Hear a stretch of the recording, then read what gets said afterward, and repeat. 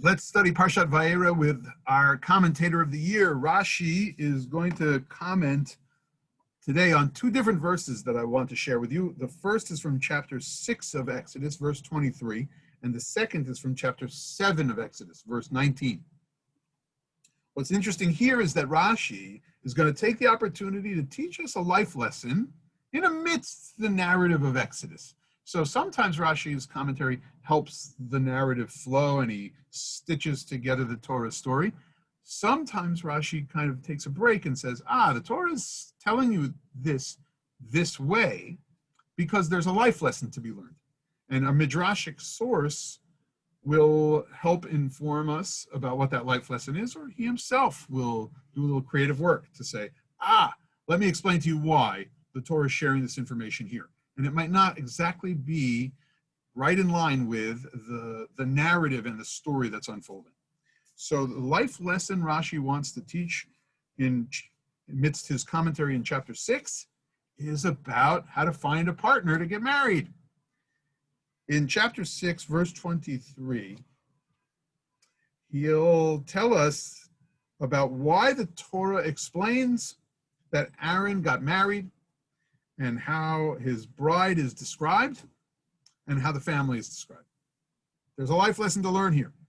When it says, Vayikach Aharon et Elisheva bat Aminadav achot Nachshon lo leisha vateled lo et Nadav et Avihu et Elazar ve'et Itamar. Aaron took a wife, and her name is Elisheva, daughter of Aminadav and sister of Nachshon. And she bore to him Nadav and Avihu, Elazar ve'Itamar. Well, first and foremost, Rashi wants us to stop and remember Aaron's wife's name. Her name is Elisheva. Ask how many Jews can recount. Remember right away, who did Aaron marry? She's not one of the most famous spouses, let's put it that way, but she's a famous spouse. She needs to have her place. She's named in the text, and what a beautiful name, Elisheva. And Elisheva, in fact, is known to Aaron as first the daughter of Aminadav and the sister of Nachshon. And indeed, that's what Rashi's implication is, that his commentary says he knew her and he met the family before they got married. Rashi's commentary, Mikan lamdu hanosei isha tzarich livdok ba'achea. If you're going to marry a woman, Rashi explains, go and first meet her brothers, do a little investigating.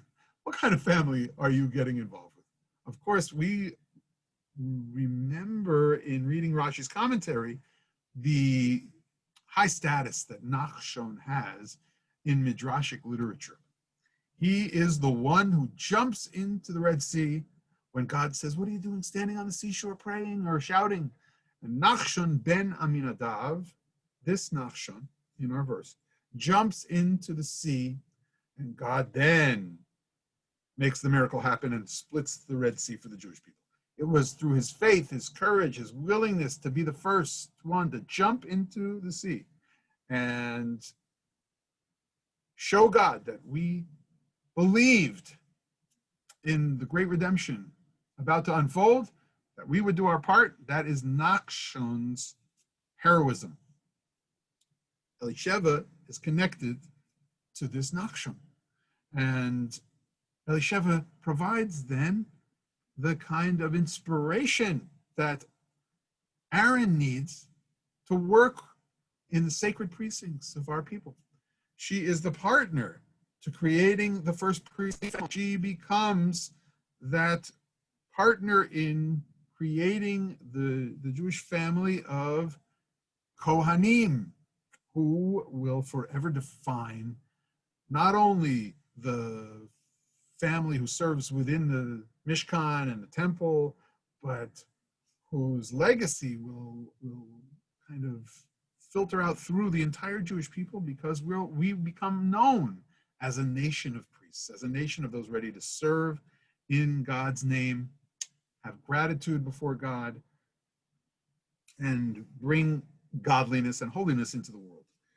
Elisheva, because he went, Aaron, and met the family and knew he was getting involved with quite a wonderful group of people, then they got married and they were able to create a family together, the sons they had together.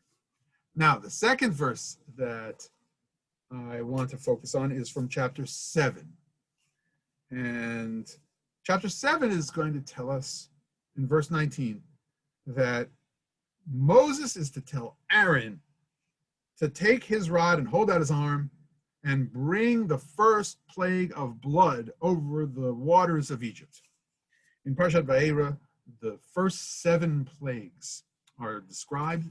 This starts, and the Torah says it in this fashion: Vayomer Adonai El Moshe. God says to Moses, Amor El Aharon Kach Matecha Unetei Yadecha.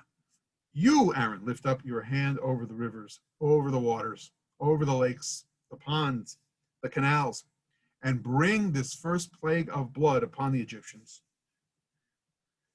Why, Rashi says? Rashi explains, Lefi shehegain hayaor al Moshe kashen nishlach letocho. Because Moses was protected by the Nile River when he was cast into it as a baby. Therefore, what? Lefichach lo laka al yado.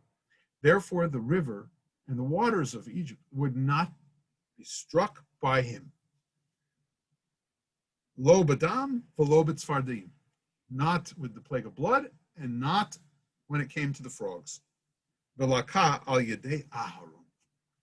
They were struck by his brother Aaron. Rashi gives us a measure for measure in a good sense here.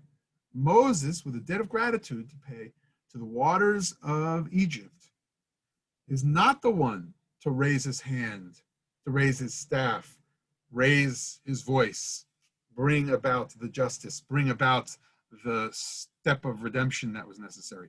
He who had the claim was the one to speak directly to this river god. The Nile was known as a god in Egypt.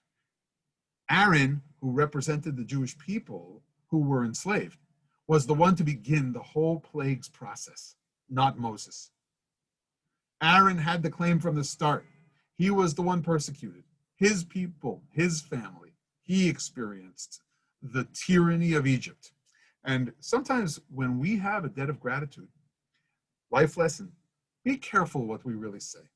Think about the debt of gratitude we owe to a place, to a nation, to our people. Before we start complaining, before we start to rise up against it, Aaron, who had the legitimate claim, was the one to lift his hand, was the one to lift his staff, and was the one to lift his voice. And that got it started. Moses could learn that God was serious about bringing this justice, and then took his leadership post and rose up as well, along with his brother, who had this experience and who had the rightful claim to be the one to lead the way with the plagues over Egypt. Powerful, powerful moment there. Have we ever had a partner in our lives whom we need to help raise some of what we're feeling and speak for us? Another kind of lesson that super commentaries on Rashi bring. Here, right from the start, Moses needed to rely on his brother. Sometimes in families, literally, we don't turn to our brothers, our sisters, our cousins, our relatives, and ask them for the help we need, or try to create the friendships that would move us forward in life, the partnerships that might move us forward. Life lesson learned. Sometimes another soul might be the one whose voice, whose power, whose strength is necessary to really begin the stories that we even are kind of central in, as Moses was. And we need those partnerships in order to make redemptive moments in our lives come true. And This is in fact the case here with the plagues that God sends to Egypt through these dedicated seekers of justice. Shabbat Shalom.